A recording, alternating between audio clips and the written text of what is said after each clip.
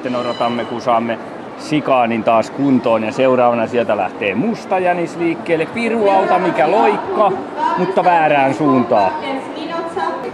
Sieltä hyppää Kauhela Rydloikalla pian seuraava.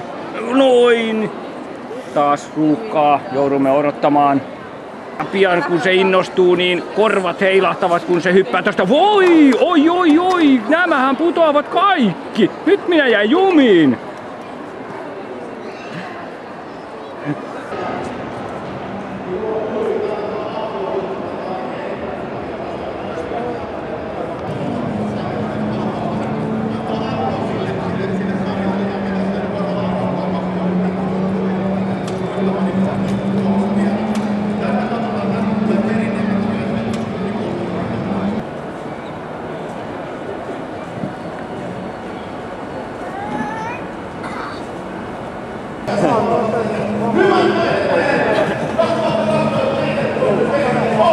Perätiellä